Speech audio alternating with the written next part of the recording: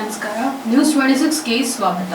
ಮೈಸೂರು ಮಹಾರಾಜರ ಕಾಲದಲ್ಲಿ ದೇವಸ್ಥಾನದ ಅಭಿವೃದ್ಧಿಗಾಗಿ ಹಾಗೂ ದೇವಸ್ಥಾನಕ್ಕೆ ದೀಪಗಳನ್ನು ನೀಡಲಾಗಿತ್ತು. ಮಹಾರಾಜರು ಅಂದು ದೇವಸ್ಥಾನಕ್ಕೆ ನೀಡಿದ್ದ ದೀಪಗಳು ಹಳೆಯದಾಗಿದ್ದರಿಂದ ಅದನ್ನ ಸರ್ಕಾರಕ್ಕೆ ತಿಳಿಸಲಾಗಿತ್ತು. ಸರ್ಕಾರದವರು ಮಹಾರಾಜರ ಫ್ಯಾಮಿಲಿಯಲ್ಲಿ ಈ ವಿಷಯವನ್ನ ತಿಳಿಸಿದ್ರು. ಅದನ್ನ ಅರಿತ ಮಹಾರಾಜರ ಧರ್ಮಪತ್ನಿಯವರಾದ ಪ್ರಮೋದಾ ದೇವಿ ಹಾಗೂ ಯದುವೀರ್ ಒಡೆಯರ್ ಅವರು 100 ಕೆಜಿ ದೀಪವನ್ನ ತಿರುಪತಿಯ ದೇವಾಲಯಕ್ಕೆ ನೀಡಿದ್ದಾರೆ. ಅದರ ಪ್ರತಿಷ್ಠಾಪನೆ ಕಾರ್ಯಕ್ರಮವನ್ನ ಇಂದು ನಡೆಸಲಿದ್ದಾರೆ. ಅಖಂಡ ದೀಪ ಇಂದಿನಿಂದ ತಿರುಪತಿಯಲ್ಲಿ ಬೆಳಗಲಿದೆ. ಓಂ ನಮೋ ವೆಂಕಟೇಶಾಯ.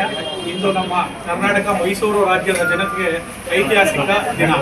ಯಾತಕ್ಕೆ ಅಂದ್ರೆ ಶ್ರೀವಾರಿ ತಿರುಮಲ ದೇವಸ್ಥಾನದ ಗರ್ಭಗುಡಿಯಲ್ಲಿ ಹಿಂದೆ ಮೈಸೂರು ಸಂಸ್ಥಾನದ ಸುಮಾರು 300 ವರ್ಷಗಳ ಹಿಂದೆ ಮಮ್ಮಡಿ ಕೃಷ್ಣರಾಜ ಒಡೆಯರ್ 3ನೇ ಪ್ರಾಂತದ ಮಹಾರಾಜರು ಈ ಒಂದು ನಂದಾದೀಪಗಳನ್ನು ಗರ್ಭಗುಡಿಯಲ್ಲಿ ಆಗಿನ ಕಾಲದಲ್ಲಿ ಸಮರ್ಪಣೆ ಮಾಡಿದರು.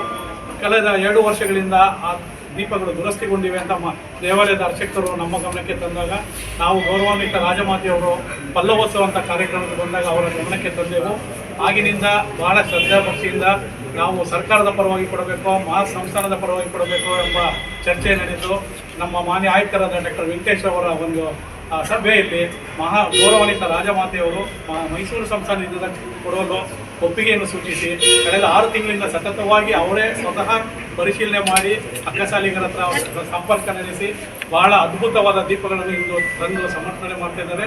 ನಾಳೆ ನಮ್ಮ ಶ್ರೀವಾರಿ ಸನ್ನಿಧಿಯಲ್ಲಿ TTD ಅಧಿಕಾರಿಗಳಿಗೆ ಗೌರವಾನ್ವಿತ ರಾಜಮಾತೆಯವರು ಗೌರವಾನ್ವಿತ MP ಸಾಹೇಬರು ಇವತ್ತು ಅವರು ಸಹ ಬಂದಿರೋದು ನಮಗೆ ಬಹಳ ಸಂತೋಷ.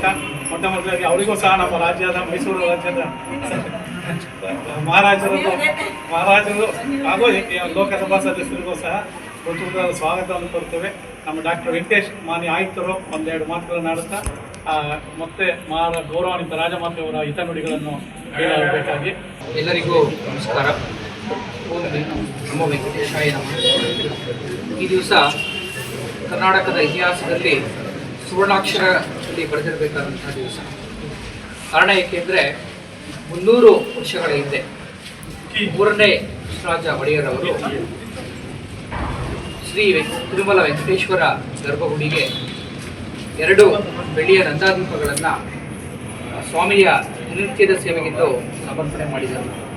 ಅಷ್ಟು ವರ್ಷಗಳ ಕಾಲ ಪ್ರತಿನಿತ್ಯ ಉಳಿದಂತಹ ಆ ನಂದಾದೀಪಗಳು ಅಲ್ಪ ಸ್ವಲ್ಪ ದುರಸ್ತಿ ಬಂದಿದ್ದರಿಂದ TTD ಅಥಾರಿಟಿಯವರು ನಮ್ಮ ಕರ್ನಾಟಕ ಸರ್ಕಾರಕ್ಕೆ ಇದನ್ನು ದುರಸ್ತಿ ಮಾಡಿಸುವ ಬಗ್ಗೆ ಸೂಕ್ತ ಕ್ರಮ ಕೈಗೊಳ್ಳಿ ಅಂತ ತಿಳಿಸಿದರು.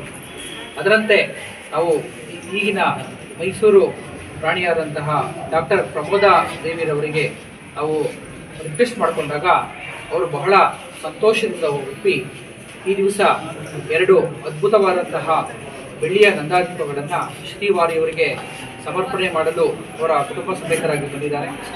ಈ ವಿಶೇಷ ಸಭೆಗೆ ಬಂದಿರುವಂತಹ ಸನ್ಮಾನ್ಯ ಡಾಕ್ಟರ್ ಪ್ರಮೋದಾ ದೇವಿರವರನ್ನು ಮತ್ತು MP ರವರು ಹಾಗೂ ಅವರ ಪುತ್ರರಾದಂತಹ ಯದುವೀರ್ ರವರನ್ನು ಕೂಡ ನಾನು ಪೂರ್ವಕವಾಗಿ ಸ್ವಾಗತಿಸಿ ಕರ್ನಾಟಕದ ಸರ್ಕಾರದ ಪರವಾಗಿ ನಾನು ಅವರಿಗೆ ತುಂಬು ಹೃದಯದ ಧನ್ಯವಾದಗಳನ್ನು ಹೇಳ್ತಾ ಇದ್ದೇನೆ. ಇದು ರೂಢಿತ ಸಂಪ್ರದಾಯದಂತೆ ಈ 2 ಬೆಳ್ಳಿ ದೀಪಗಳು ಶ್ರೀವಾರಿ ಅಂದರೆ ಶ್ರೀ ವೆಂಕಟೇಶ್ವರ ಗರ್ಭಗುಡಿಯಲ್ಲಿ ಸೂರ್ಯ ಚಂದ್ರ ಇರುವವರೆಗೂ ಕೂಡ ಈ ದೀಪಗಳು ಉರಿತಾ ಇರ್ತವೆ. ಇದೊಂದು ನಮ್ಮ ಕರ್ನಾಟಕಕ್ಕೆ, ನಮ್ಮ ಮೈಸೂರಿನ ಪ್ರಾಂತ್ಯದ ಎಲ್ಲ ಸನ್ಮಾನ್ಯ ಜನರಿಗೆ ಒಂದು ಶುಭ ಸಂದೇಶ ಮತ್ತು ಅಭಿಮಾನದ ಸಂಕೇತ ಅಂತ ಹೇಳ್ತಾ ಇದ್ದೇನೆ. ಇಂತಹ ಕೆಲಸವನ್ನು ನೆರವೇರಿಸಿದ್ದಕ್ಕಾಗಿ ಸನ್ಮಾನ್ಯ ಮಹಾರಾಣಿಯರವರಿಗೆ ಮತ್ತು ರಾಜರಿಗೂ ಕೂಡ ನಾನು ಹೃತ್ಪೂರ್ವಕವಾದಂತಹ ಅಭಿನಂದನೆ ಸಲ್ಲಿಸಿ ನಾನು ಅವರಿಗೆ ಶುಭವನ್ನು ಕೋರ್ತಾ ಇದ್ದೇನೆ. ಎಲ್ಲರಿಗೂ ಶುಭವಾಗಲಿ, ಭಗವಂತನ ಆಶೀರ್ವಾದ ಎಲ್ಲರ ಮೇಲೆ ಇರಲಿ ಅಂತ ನಾನು ಮತ್ತೊಮ್ಮೆ ವಿನಿಸಿ ನಾನು 2 ಮಾತು ಮುಕ್ತಾಯಗೊಳಿಸ್ತಾ ಇದ್ದೇನೆ. ಈಗ ಮಹಾರಾಣಿಯರವರು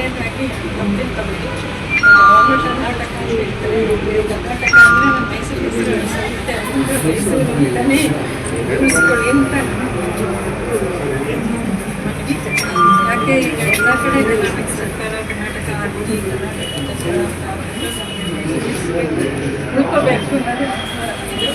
ಅದೇ ಥರವಾಗಿ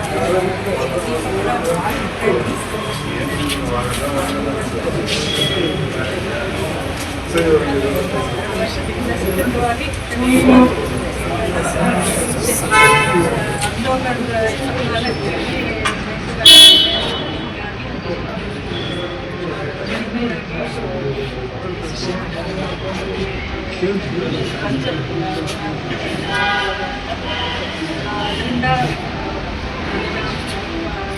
ಸ್ವಾಮಿ ಜೊತೆ ಅವ್ರ ಆಶೀರ್ವಾದ ಸ್ವಾಮಿಗೆ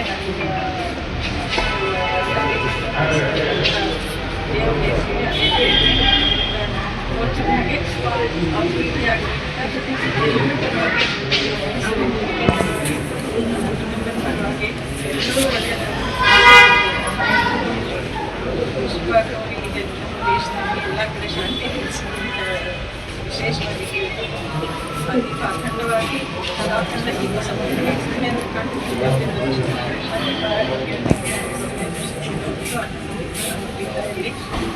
ಮುಂದೆ ಯಾವಾಗಲಾದ್ರು ಬಂದರೆ ಅವ್ರ ಹೆಸರಿಗೆ ಹೇಳ್ತೀನಿ ಮುಂದೆ ಕೊಡೋ ಕಾಲ ಬಂದರೆ ಅವ್ರು ಕೊಟ್ಟು ಕೇಳಿಕೊಂಡು